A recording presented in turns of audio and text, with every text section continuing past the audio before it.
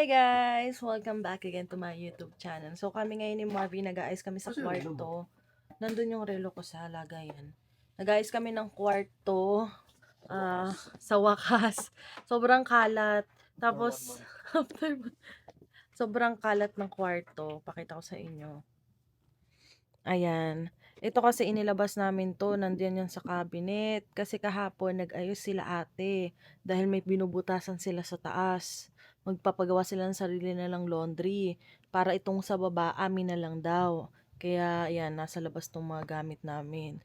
At baka daw magkadumi pag nasa loob pa. Sabi ganon. So ayan, ayusin namin. Kasi lagi kasing may work si Marvin ng Sabado, tas pag Linggo, sisimba kami, tas magluluto ng mga ulam. Hindi na kami nakapagligpit. So ngayon, may time kaming mag-ayos na ng gamit para yung mga pang-summer namin, maitabi na namin. Yung mga pang-winter, itatago na muna namin. Tapos hinanap ko yung mga pantulog ko na maluluwag. Dahil kapag yung mga jogging pants ang pinatutulog ko, masakit na siya sa puson. Feeling ko naiipit, baka maipit si baby, kaya hanaabi ko kay Marvin magligpit na kami. Tapos ang dami pa namin gamit dito sa tagiliran. Ayan o. Ayan. Ang dami pa yan. Ayusin pa namin yan. Ayan yung mga bag. Titiklopin yan. Ayun yung bag na galing sa company namin. Ayan o. Under Armour. Dalawa yan. Ayun o, lalagyan ni Marvin ibang gamit. Balak namin itong mga lalagyan ng damit namin dito na lang muna sa labas. Para daw hindi na bukas ng bukas, sabi ni Marvin. Yung mga maleta doon na lang namin ilagay sa loob. Ayan. Right. Tapos ayusin namin yung pwesto dito. Itong table, siguro ilagay namin dito sa tagiliran na saka yung isang to. Dito na lang. Tapos itong higaan namin, didikit na namin dito. Para medyo lumawak sa side na to. Kasi pag dumating yung time na magkaroon ng crib, dito namin siya ilalagay. Yan. Yung crib ni baby nakalapit sa higaan namin. Dami naming mga damit. Kasi yung ibang mga damit galing pang Toronto yan, yung mga bigay sa amin. Tas yung mga bigay sa amin nung bago pa lang kami, nung time na hindi pa ako, ay ako masikip yan sa akin, bebe, maipit. Kung naalala nyo, yung time na bago pa lang kami dito sa Toronto, pumunta kami doon sa, ano nga yun, yung event ng Pilipino, namigay sila ng mga winter clothes para sa mga, winter clothes sa mga bagong dating sa Canada. Pumunta kami doon, ang dami namin nakuha ni Marvin. Tapos, doon sa mga group ng, ayun, binigalan ng Ate Pam. Tapos yung group, yung group sa Facebook, wala na ata yung group na yun, hindi ko alam, bigla nang nawala. May group doon na parang magpo-post ka kapag bago kang salta sa Canada. Tapos may mga magme-message sa'yo, mamimigay ng mga damit. Tapos yun nga, sa mga nanonood sa amin, mga subscriber namin, binigyan kami ng mga damit. Tapos yung iba dyan, yung mga regalo na sa amin, tulad ng graduation ni Marvin, birthday, Pasko, madami kaming natatanggap noon. Nasa Toronto kami guys, kaya ang dami namin gamit. So ayun, ligpit muna kami. Hi guys! Kagigising lang uli natin. Si Marvin ang tumapos ng pag-aayos kanina ng mga damit. Kasi nakatulog na ako. Hindi nakapantay yan. Ginit na ako lang. Inom muna tayo ng tubig kasi nauuhaw na talaga ako. Tapos magluluto na tayo ng kamyatang. Wala akong toge. Pero okay lang yun. Meron naman akong patatas dito. Cabbage. Saka yung mushroom. Okay na yun. Wala talagang makita kahapon. Simulan na natin magluto kasi nagugutom na ako. Alas 3 pa lang nagugutom na ako. Guys, ito yung mga kailangan ko. Ayan, puro pang Korean yan. Diba? Buti na lang namili ako ng mga to before kami. Hindi, wala pa. Nung bumili ako ng mga ganito, wala pa kami balak ni Marvin lumipat. Kasi nga gusto ko may stock na kami sa bahay para pag na-crave ako ng gamyatang, madali na siyang lutuin. Ang bibiling ko na lang yung mga gulay. Ayun lang, ang kulang ko lang, yung toge. May mushroom tayo, ginger. Yung cabbage binili namin kahapon yan, konti lang to. Tapos sibuyas. Nalimutan kong bumili na sibuyas. Bali, isa na lang yung natitira ko doon. Kasi ito yung ating paminta. Hindi ko makita yung paminta na pinaglalagyan ko. Yung maliit. So, magkakat na muna tayo. Bali, iyan. Nakaready na yung mga yan. Nakalagay lang dyan. Kakat lang natin yung cabbage. Pero unahin ko muna siguro tong sibuyas. Saka ginger. Yan. Kasi para mapakuluan ko na siya. Mapakuluan natin yung ating pork. Nandito yung aking chopping board. Ang ginagamit ko lang itong maliit. Ayan. Meron kami malaki dito. Hi, Ten. Magluluto ako ng ano, gamyatang. Gamyatang. Yung ano, oo. Wala lang akong togi. Wala kami makitang togi kahapon. Okay lang yan. Ay! Meron din yung pala akong patatas. So, half lang na itong gagamitin ko. Yung patatas nandito pala.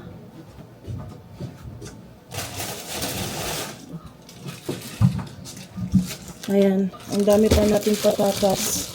Kaya sabi ko kay Ate Mel, na siyang bumili. Kumuha naman siya dito. Dahil hindi nga maubos. Ayan, may tumutubo na. Ayan o.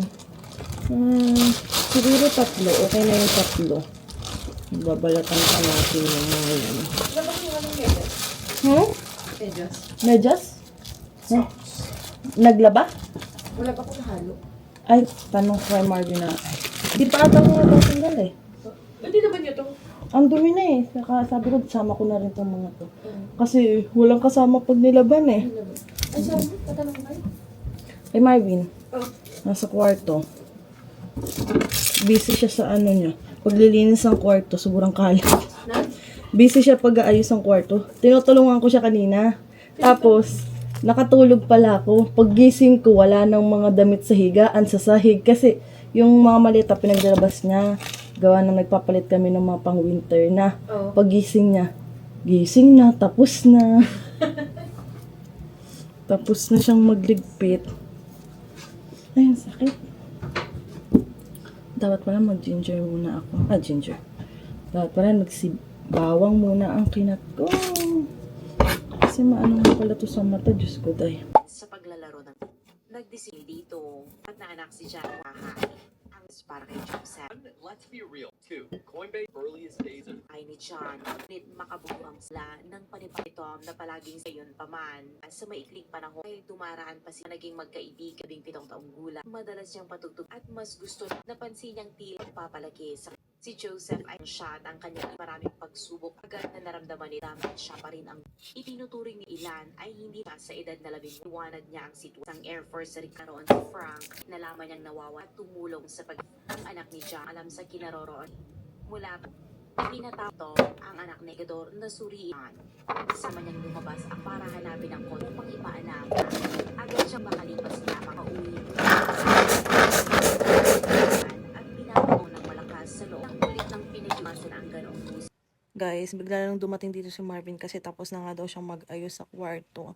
So, yumakap siya sa akin. Binuhat niya yung tiyan ko. Ang ginawa pag binubuhat niya yung tiyan ko. Tapos humingi siya ng hug, diba? Pagod daw siya sa ginagawa niya eh. Tapos, ayan, balik na ulit ako sa ginagawa ko, guys. Nagtatrabaho din sa kanya ng mga magulang nang walang pahipisyal na manirahan sa isang panaya mula sa basement nang silipin ni Ellen sa nakita mother na huwag siyang kahit kailanman raw na nawala si Ayan guys, so. Kakatapos lang ilo. Nasa yung pang ano, para dito sa lamesa. Ha? Yung itim. Doon pa. Ayan. Tayo naman, papakuluan na natin itong pork. Ayan. Yan yung pork. Binabad ko lang muna siya sa asin. Tapos naka-ready na naman dito yung iba. Ay, ito pala. Ikakat ko pa pala to. Kasi habang pinapakaluan tong pork, ilalagay natin to. Naglalagay tayo ng ganito. Tapos ito, sibuyas. Tapos ito, pag kumulo na, saka natin ilalagay ito. Ayan. Haluin lang natin ang bonggang-bongga. Mabilis lang naman to. Magkakat pa pala ako ng mushroom. Saan size naman? Lagay na natin ito. Lagyan ko ata ng water.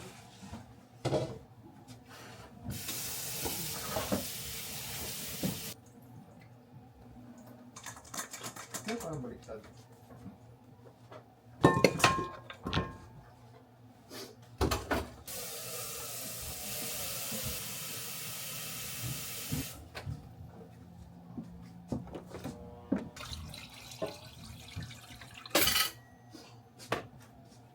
lalagyan natin nito.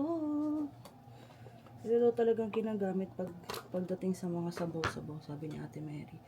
Pag yung mga sa Korea, ganyang kadami, dadagdagan pa natin. Para mas maganda, madaming ganito, para mas malasa. Wala ako yung dahon na ano, perila. Wala no. Wala akong mabibilan dito. Maghahanap pa tayo kung saan may Korean store na malapit. Ayan. Ito naman yung sibuyas. Ayan. Palakasan natin.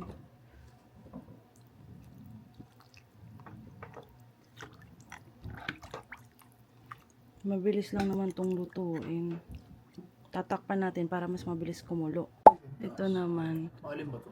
Hindi, ito yung baba. Itong parang may parang ano. Ito yung sa baba.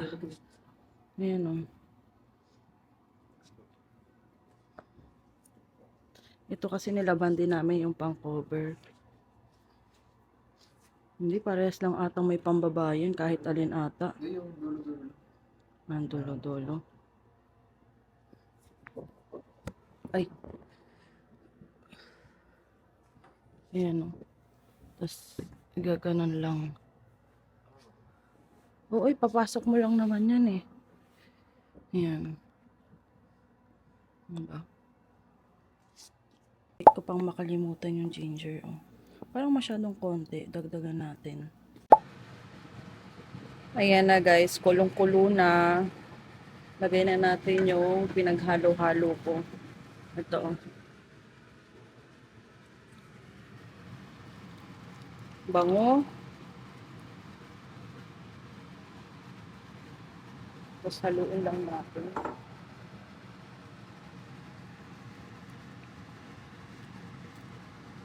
O, diba? Nagiging pula na siya. Parang napadami yung aking ano, bawang ko. Okay lang yan.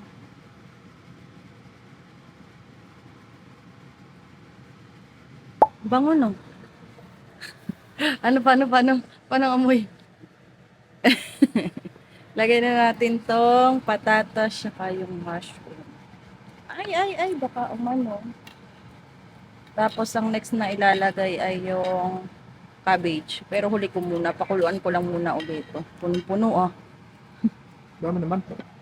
Sabaw eh, gusto ko yung sabaw niya eh. Lalagay na natin tong cabbage guys. Last na to. Tapos, papakuluin ko lang uli. Ayan. Tikman ni Marvin guys. Ang dami kasing sabaw, kaya binawasan ko. No. Ay, may kulang, di agad sumagot. Tamis eh. Ha? Matamis? Chocolate. Ay, ayun lamang. Ayan, ang dami pa nung sabaw. Try mo. Tikim. Kahapon ha. Sarap mo. Manghang ng konti. Ayan na guys. Gamyatang. Tapos orange. Ang ano natin. Kasi ito yung pinapapak namin ni Marvin galing Costco. Kain! Ayan. Sarap pa naman yung togi. Wala akong togi. Saka yung maliit ba? Sa'yo yung malaki. So yun yung malaki. Ako maliit. Hindi mo sabaw. Ano ko na Flupa Wall Street. Movie? Bata pa to si ano eh.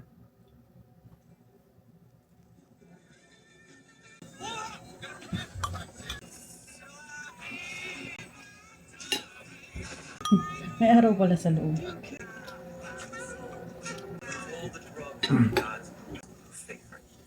Ano wala?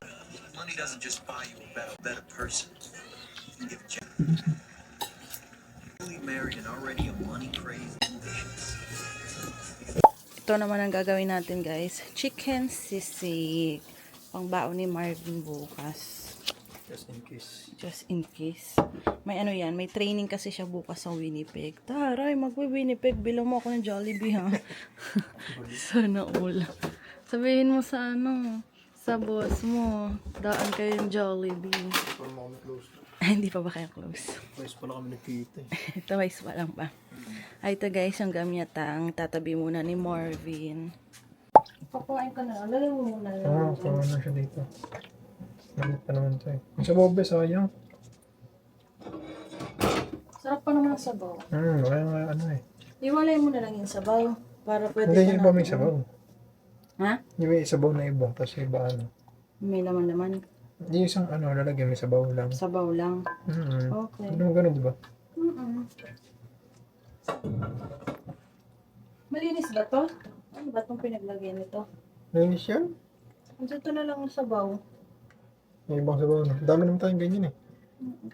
Kilo ko din.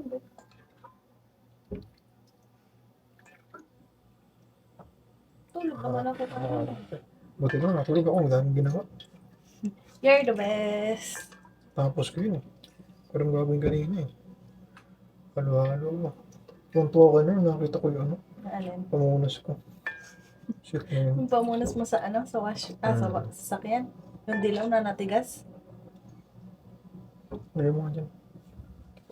Malinis to? Oo nga, nabasa ko na yan. Sarap na ng sabaw nito. Sabaw mo dun eh. Dun siya ano, kabila. Pububo mo na ang tubig. Hmm? Pububo mo yung tubig. Oo.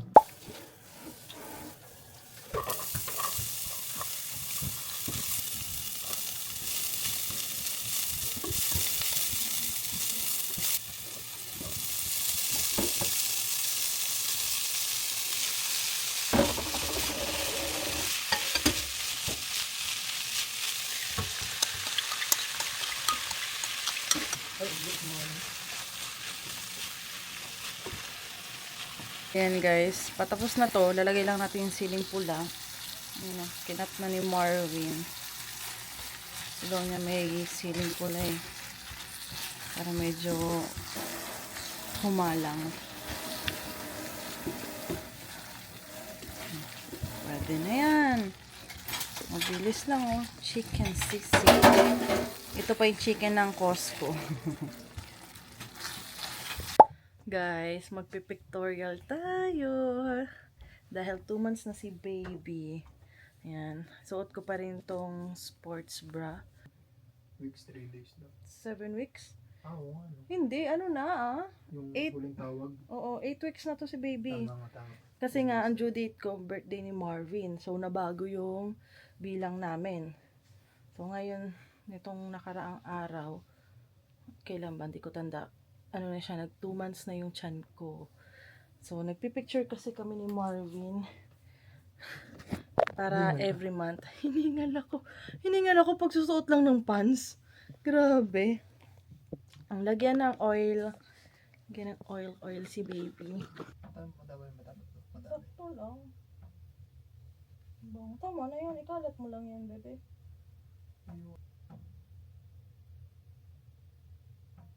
Lamig naman.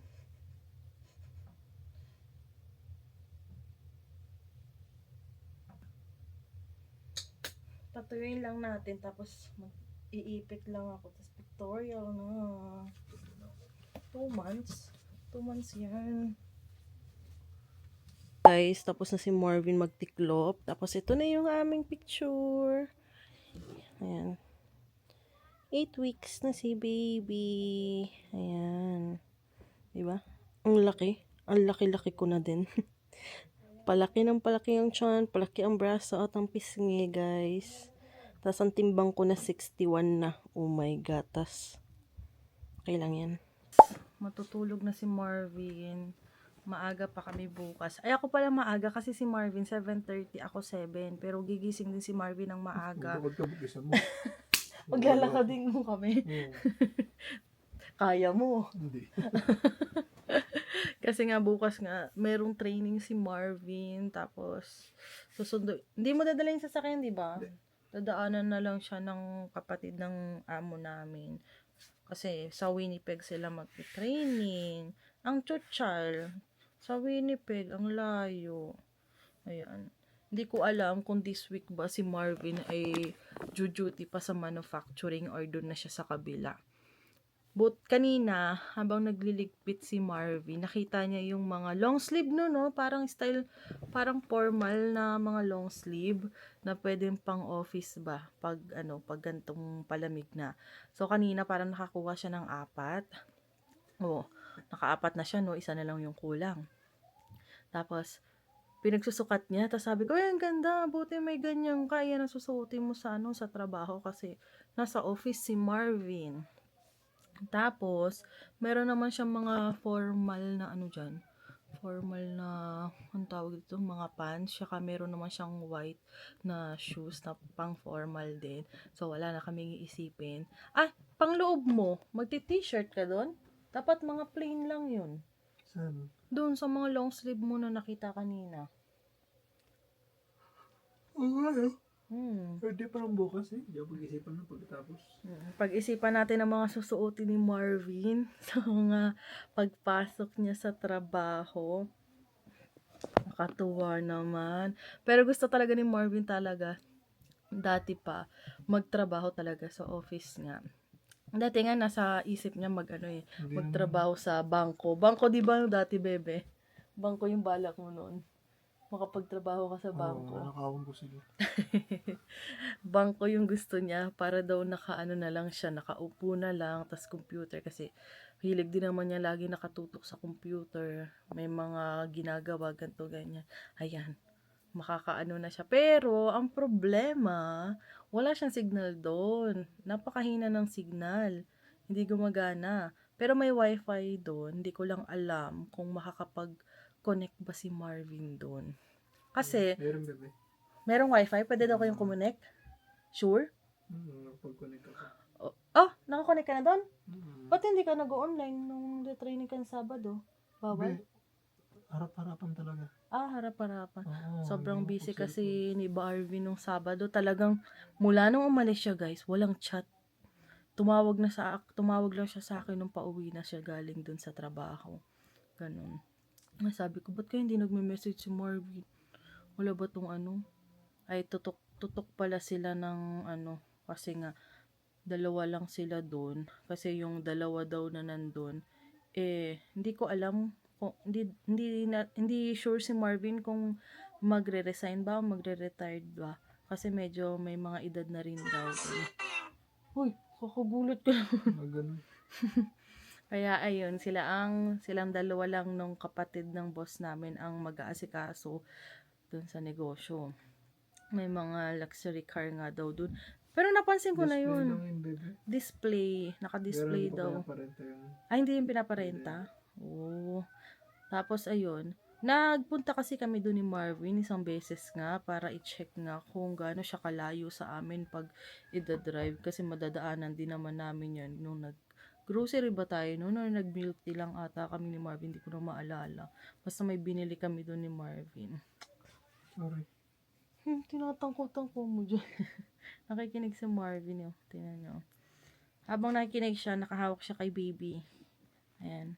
Baby! Si Marvin. So, naiihi na naman tayo. Yan na naman tayo sa iihi.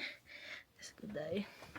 Buti ngayon hindi ako masyadong maselan. Kasi ng mga nakaraan talagang sumusuka.